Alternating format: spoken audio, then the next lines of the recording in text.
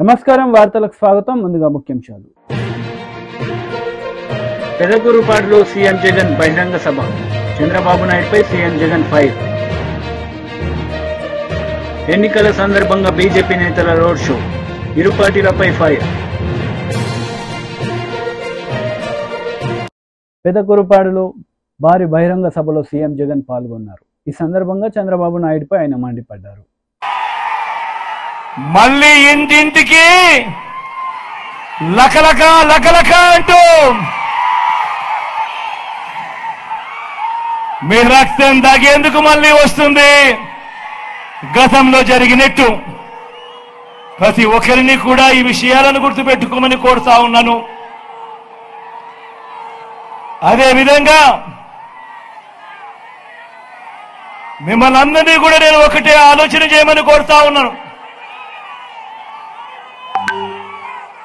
చంద్రబాబు మోసాలను ఓడించడానికి పేదలను గెలిపించడానికి విలువలు విశ్వసనీయతకు మరోసారి ఓటు వేయడానికి మీరంతా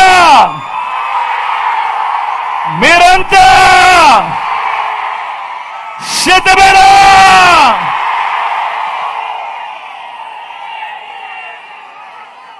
మిమ్మల్ని అందరినీ కూడా ఆలోచన చేయమని అడుగుతా ఉన్నా. దేవుడి దయతో మీరు నమ్మి మీ జగన్కు మీ బిడ్డకు అధికారం ఇచ్చినందువల్ల గత 5 సంవత్సరాలలో ప్రతి ఒక్క రంగంలోనూ కూడా విప్లవాత్మక మార్పులు తీసుకుని రాగలిగాం. గతంలో ఎప్పుడూ కూడా చూడని విధంగా గతంలో మన రాష్ట్రంలో ఎప్పుడూ జరగని విధంగా ఈ 59 నెలల కాలంలో ఏకంగా 2,70,000 కోట్ల రూపాయలు మీ బిడ్డ నా అక్క చెల్లెమ్మల కుటుంబాలకు బటన్ను నొక్కిన పాలన ఈ 59 నెలల కాలంలోనే జరిగింది. ఏకంగా 2,31,000 ప్రభుత్వ ఉద్యోగాలు గతంలో ఎప్పుడూ కూడా జరగని విధంగా ఈ 59 నెలల కాలంలోనే జరిగింది. నా అక్క చెల్లెమ్మలకు ఏకంగా 31 లక్షల ఇళ్ల పట్టాలు రిజిస్ట్రేషన్ చేసి మరి వారి పేరు మీదనే అందులో ఏకంగా 22 లక్షల ఇల్లు కడతా ఉన్నది కూడా ఈ 59 నెలల కాలంలోనే. గతంలో ఎప్పుడూ కూడా జరగని విధంగా మేనిఫెస్టో అంటే ఒక చెత్తబుట్టలో వేసే డాక్యుమెంట్ కాదు. మేనిఫెస్టో అంటే ఒక ఖురాన్, మేనిఫెస్టో అంటే ఒక భగవద్గీత, మేనిఫెస్టో అంటే ఒక బైబిల్ అని ఆ భగవద్గీతకు విశ్వసనీయత తెచ్చి ఏకంగా 99% అమలు జరిగింది కూడా మీ బిడ్డ కాలంలోనే అని కూడా ఈ సందర్భంగా తెలియజేస్తా ఉన్నా. అన్ని రకాలుగా ప్రభుత్వ బడులు మారాయి, పిల్లల చదువులు మారాయి. చరిత్రలో ఎక్కడా కూడా ఎప్పుడూ కూడా చూడని విధంగా లంచాలు లేని, వివక్ష లేని, ఇంటి వద్దకే అందిన పాలన, ఇంటి వద్దకే అందిన పెన్షన్, ఇంటి వద్దకే అందిన పౌర సేవలు, ఇంటి వద్దకే అందిన పథకాలు ఇవన్నీ గతంలో ఎప్పుడూ కూడా జరగని విధంగా మొట్టమొదటిసారిగా గ్రామంలోనే చెయ్యి పట్టుకుని నడిపిస్తా ఉన్న వైద్యం, చెయ్యి పట్టుకుని నడిపిస్తా ఉన్న వ్యవసాయం, చరిత్రలో ఎప్పుడూ కూడా చూడని సామాజిక న్యాయం, చరిత్రలో ఎప్పుడూ కూడా చూడని మహిళా సాధికారత. ఒక్క మాటలో చెప్పాలి అనంటే ఇవాళ నేను ఇప్పుడు చెప్తా ఉన్న ఈ మాటలు గతంలో ఎప్పుడూ కూడా జరగని విధంగా కేవలం ఈ 59 నెలల కాలంలోనే మీ బిడ్డ పాలనలో ఈ 59 నెలలు మాత్రమే జరిగిన మార్పులు. ఒక్కసారి మిమ్మల్ని అందరినీ కూడా నేను ఆలోచన చేయమని అడుగుతా ఉన్నా. మిమ్మల్ని అందరినీ కూడా నేను గమనించమని కోరుతా ఉన్నా. ఇప్పుడు నేను గడగడ పెదకూరుపాడులో సీఎం వైఎస్ జగన్ బహిరంగ సభలో మంత్రి అంబటి రాంబాబు పాల్గొన్నారు. ఈ సందర్భంగా ఆయన ప్రసంగించారు. మెజారిటీ అయితే మేము అంగీకరించాం. 25,000 పైచులకు మెజారిటీతో గెలిపించవలసినటువంటి బాధ్యత మీ అందరికీ ఉందని ఈ సందర్భంగా నేను మనవి చేస్తున్నా. అన్ని పథకాలు మీకు రావాలంటే ఫ్యాన్ గుర్తుకే ఓటు వేయాలి. అన్ని పథకాలు మీకు రావాలంటే అన్ని పథకాలు మీకు రావాలి అంటే అమ్మఒడి కావాలంటే, రైతు భరోసా కావాలంటే, కాపు నేస్తం కావాలంటే, అన్ని పథకాలు సక్రమంగా మీ ఇంటికి వచ్చి అందించాలి అంటే జగన్మోహన్ రెడ్డి గారి ఫ్యాన్ గుర్తుకే ఓటు వేయాలి. ఇవాళ వృద్ధాప్య పెన్షన్ తీసుకుంటున్న వారిని ఎంతగా ఇబ్బంది పెడుతున్నారో మీ అందరికీ తెలుసు. ఎండలో వెళ్లి బ్యాంకు ముందు మరణించినటువంటి వృద్ధుల యొక్క ఉసురు కొట్టి పవన్ కళ్యాణ్, చంద్రబాబు నాయుడు ఉసురు కొట్టిపోతారని కూడా ఈ సందర్భంగా నేను మనవి చేస్తున్నా. మళ్ళా అవ్వా తాతలకు ఉదయం 6 గంటలకే వచ్చి పెన్షన్ ఇవ్వాలంటే జగన్మోహన్ రెడ్డి గారి ఫ్యాన్ గుర్తుకే ఓటు వేయాలని కూడా ఈ సందర్భంగా మనవి చేస్తూ, ఇంకొద్ది క్షణాల్లో జగన్మోహన్ రెడ్డి గారు రాబోతున్నారు. నా వ్యాన్ కింద అనిల్ కుమార్, అదిగో వచ్చేసింది హెలికాప్టర్. రండి, ఎక్కడున్నా వచ్చేయండి. ఇప్పుడు మన శంకర్రావు గారు మాట్లాడతారు. నమస్తే.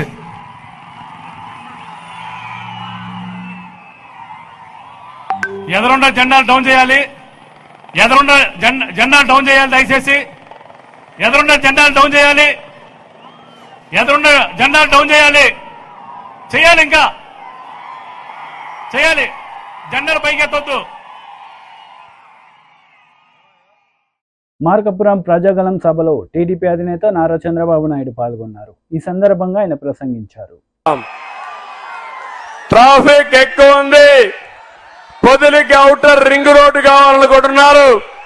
రింగ్ రోడ్డు ఏర్పాటు చేసే బాధ్యత మాది. డ్రైనేజ్ వ్యవస్థ అధ్వానంగా ఉంది. దీన్ని పరిష్కారం చేస్తాం. బెల్లం కూడా అమ్మనేయకుండా వ్యాపారస్తుల్ని వేధిస్తున్నారు. ఇది న్యాయం కాదు. తప్పకుండా ఈ సమస్య పరిష్కారం చేస్తాం. పొదిలిపట్నంలో 10వ వార్డుకు చెందిన షేక్ కాసిం పిడుగుబడి 3 సంవత్సరాల కింద మరణించారు. ఆయన భార్య బీబీ జాన్, 2 పిల్లలున్నారు, ఒక అబ్బాయి ఉన్నారు. ప్రభుత్వం ఏమీ సహాయం చేయలా. మేము వస్తానే సహాయం చేస్తామని మీ అందరికి హామీ ఇస్తున్నా. అందుకే మీ ఉత్సాహం చూస్తే ఇక్కడే ఉండిపోవాలనిపిస్తా ఉంది. మళ్ళా నెల్లూరులో పెద్ద ర్యాలీ ఉంది. తెలుగుదేశం పార్టీ కుటుంబ సభ్యులు, జన సైనికులు, బీజేపీ నాయకులు, కార్యకర్తలు, మా ఆడబిడ్డలు, యువత, ఎంఆర్పిఎస్ అందరూ కలిసి 13వ తారీఖున గుర్తు పెట్టుకోండి.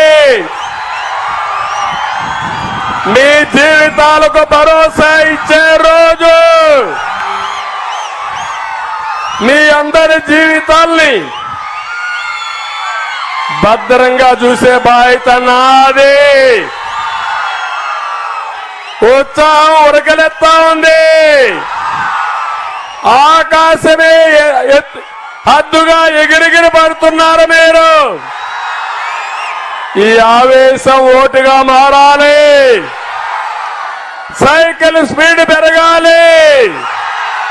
అడ్డం వస్తే తొక్కొని పోవాలి. పోలింగ్ బూతులు దద్దరిల్లిపోవాలి. తమ్ముళ్ళు ఏమారద్దండి. దుర్మార్గులున్నారు. 13వ తారీఖున ఏమారితే మన జీవితాలు చీకట్లే.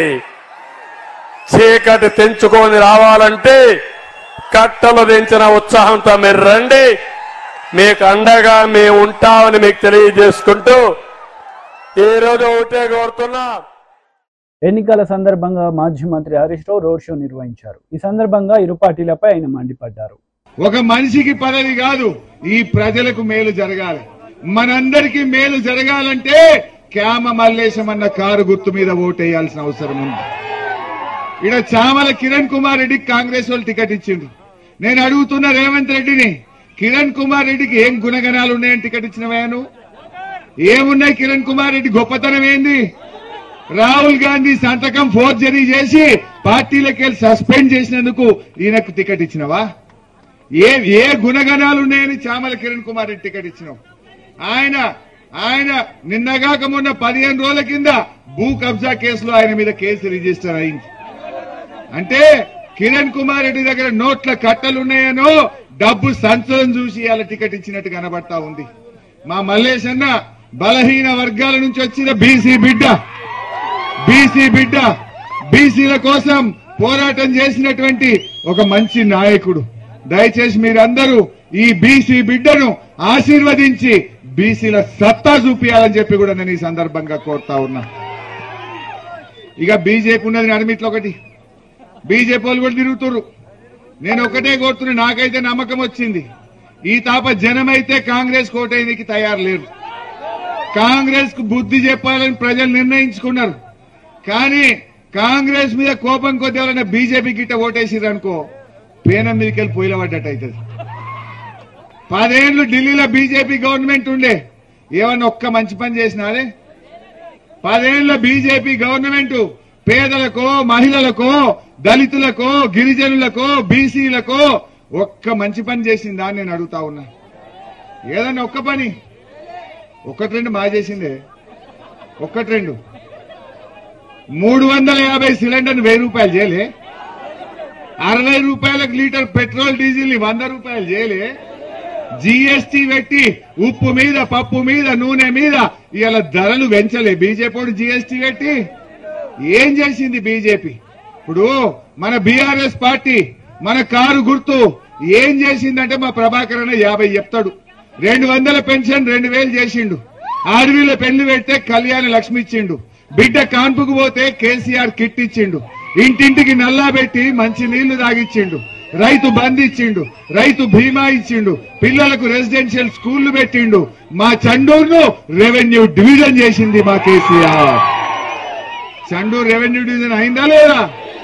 మాట అంటే మాట మీద ఉన్నాడు కేసీఆర్. మా ప్రభాకరన్ను మనం గెలిపియాలని మీరందరూ కోరితే చండూరును రెవెన్యూ డివిజన్ చేసినాం. 570 కోట్ల రూపాయలు ఈ మునుగోడుకు మాట ఇచ్చి మంజూరు చేయడం జరిగింది. కాంగ్రెస్ వాళ్ళు వచ్చినాక 570 కోట్ల పనులు అవుతున్నాయా? ఇప్పుడు అన్ని పనులు ఆగిపోయినాయి. అది ఏందో ఏమో, ఈ కాంగ్రెస్ గవర్నమెంట్ వచ్చినాక రివర్స్ గేర్ లో పడ్డది, బండి ముంగడి పోతలేదు, రివర్స్. ఇవాళ నేను అడుగుతున్నా, కాంగ్రెస్ వాళ్ళు వచ్చినాక కొత్త పథకాలు రాలే కానీ ఉన్న పథకాలు పోతున్నాయి, పోతలేవా? మా అక్క చెల్లెల్ని అడుగుతున్నా, ఇవాళ దవాఖానకు నల్గొండకు పోండి, కేసీఆర్ కిట్ బంద్ అయిపోయింది. ఆనాడు కేసీఆర్ ఉండగా బిడ్డ కాన్పుకు పోతే కేసీఆర్ కిట్ ఇచ్చి కడుపు నిండా అన్నం పెట్టి తల్లి బిడ్డలను ఆటో కిరాయి లేకుండా తెచ్చి ఇంటికాడ దించింది కేసీఆర్ కాదా? మరి కాంగ్రెస్ రాగానే కేసీఆర్ కిట్ మాయమైపోయింది. నీ బాయి కాడ 24 గంటల కరెంట్ వస్తుందా? ఇప్పుడు 16 గంటలు 12 గంటలే వస్తుంది. అది కూడా గంట ట్రిప్ అవుతుంది, మోటార్లు కాలిపోతున్నాయి. ఇవాళ ఒక్కసారి మోటార్లు కాలితే 10,000 రూపాయలు రైతుల మీద భారం పడుతుంది. నేను అడుగుతున్న, కేసీఆర్ ఉండగా మోటార్లు కాలినాయా? మరి కాంగ్రెస్ రాగానే మోటార్లు ఎందుకు కాలుతున్నాయి? ఆలోచన చేయండి. కాంగ్రెస్ వచ్చింది, కరెంటు మాయమైంది. కాంగ్రెస్ వచ్చింది, కేసీఆర్ కిట్ మాయమైంది. కాంగ్రెస్ వచ్చింది, రైతు బంధు మాయమైంది. కాంగ్రెస్ వచ్చింది, మంచి నీళ్లు కూడా మున్పటి లెక్క వస్తలేవు. ఇవాళ ఆలోచన చేయండి. అంటే ఈ కాంగ్రెస్ పార్టీ పరిపాలనలో పూర్తిగా ఫెయిల్ అయిపోయింది, ప్రజల్ని మోసం చేసింది. మళ్లీ మోసం చేయడానికి ఈ రోజు కొత్త డ్రామా మొదలు పెట్టిండ్రు. దేవుళ్ల మీద ఒట్టు, యాదగిరిగిట్టి దేవుని మీద ఒట్టు అంటుండు. మోసపోదామా? ఒట్టెందుకు? మరి నువ్వు రాజీనామాకు తయారు కావాలి కదా. నిజంగా చేసేటోను అయితే, 5 గ్యారంటీలు ఇచ్చేటోను అయితే రాజీనామాకు ఎందుకు తయారైతలేవు? అంటే అందులోనే మోసం ఉన్నది. దయచేసి బీఆర్ఎస్ కార్యకర్తలారా, మా చండూరు అన్నదమ్ములారా, నేను మీతో కోరేది ఒక్కటే, ఒక్క 9 రోజులు కష్టపడండి. ఒక్క 9 రోజులు ప్రజలు తయారున్నారు బీఆర్ఎస్ కోటేయడానికి. మీరు వెళ్లి కాంగ్రెస్ మోసాలను అర్థమయ్యేటట్టు ఇంటింటికి పోండి, గడప గడప దొక్కండి, అర్థమయ్యేటట్టు చెప్పండి. ప్రజలు మనకు ఓట్లేయడానికి సిద్ధంగా ఉన్నారు. కాంగ్రెస్ వాళ్ళ అహంకారాన్ని, కాంగ్రెస్ వాళ్ళ మెడలు వంచాలని ఇలా ప్రజలు నిర్ణయం చేసుకున్నారు. అందువల్ల ఈ ఎన్నికల సందర్భంగా బీజేపీ నేతలు రోడ్ షో నిర్వహించారు. ఈ సందర్భంగా ఇరు పార్టీలపై వారు విరుచుకుపడ్డారు. మెట్రో రైల్ని బరాబరి సంగారెడ్డి చౌరస్తా దగ్గర తీసుకొస్తామని చెప్పి ఈ సందర్భంగా మాటిస్తున్నాం. ఎంపీ అంటే మెంబర్ ఆఫ్ పార్లమెంట్ కాదు, ఎంపీ అంటే మెట్రో పక్కా అని చెప్పి మీరు రాష్ట్రపతి చెప్పి సందర్భంగా మీకు తెలియజేస్తూ ఇంతసేపటి నుంచి ఇంత అశేషంగా తరలి వచ్చి నన్ను ఆశీర్వదించడానికి ఇక్కడికి ఇచ్చిన మా అక్క చెల్లెలందరికీ కూడా శిరస్సు వంచి నమస్సుమాంజలు తెలియజేస్తూ కమలం గుర్తుకే అక్క సప్పుడు గట్టిగా పోవాలి. కమలం గుర్తుకే. దీన్నే చెల్లాపూర్లు ఉంటాడు వెంకటరామరెడ్డి, ఇక అడిగే రాటే తెంకపోవాలి రింగ్ రోడ్ అయిపోయి. కమలం గుర్తుకే, కమలం గుర్తుకే. అక్క అంటలేరు, నా కళ్ళు తేజ్ ఉన్నాయి. రేపు ఎంపీ గెలిచిన తర్వాత పక్క మీ కాలనీకి వస్తా, అందుకని గట్టిగా చెప్పు. కమలం గుర్తుకే, కమలం గుర్తుకే. జై శ్రీరామ్, జై శ్రీరామ్, జై శ్రీరామ్. నాకు చేతులు ఎవరికైనా ఉండే జర చేతులు లేపు. జై శ్రీరామ్, జై శ్రీరామ్. చేతులు లేని వాళ్ళు లేపుకుని జర చేతులు ఉన్న వాళ్ళందరూ లేపు. జై శ్రీరామ్, జై శ్రీరామ్, జై శ్రీరామ్. నరేంద్ర మోడీ గారి నాయకత్వం. కమలం గుర్తుకే, కమలం గుర్తుకే, కమలం గుర్తుకే. లోన్ నైదిక్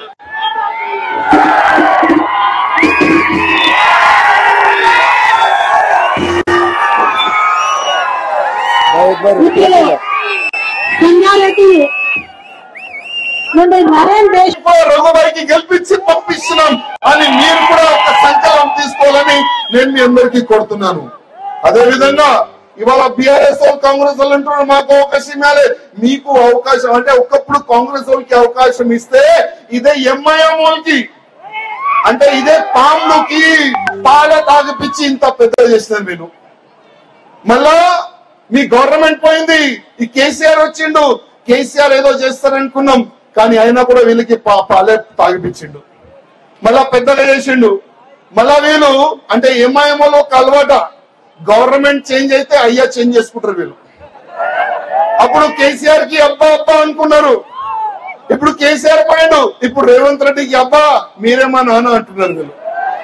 అంటే ఒకవేళ నెక్స్ట్ తెలంగాణలో బీజేపీ గవర్నమెంట్ వస్తే మళ్ళారేమో నాన్న చేంజ్ చేయాలి. ఇప్పుడు మేము బీజేపీ వాళ్ళకి అబ్బా అనాలే. కానీ ఒక్క మాట యాద్ పెట్టుకోండి, అసదుద్దీన్ ఓవైసీ నువ్వు వాళ్ళ కాళ్ళు పట్టుకున్నావు, వీళ్ళు కాటుకున్నావు, మా దగ్గర వస్తే తొక్కేస్తాం బిడ్డ. ఇక్కడ మేము తొక్కుతాం, అదే అసదుద్దీన్ ఓవైసీకి ఢిల్లీలో పార్లమెంట్ లో తొక్కాలంటే మన అన్నకి పంపించాలి.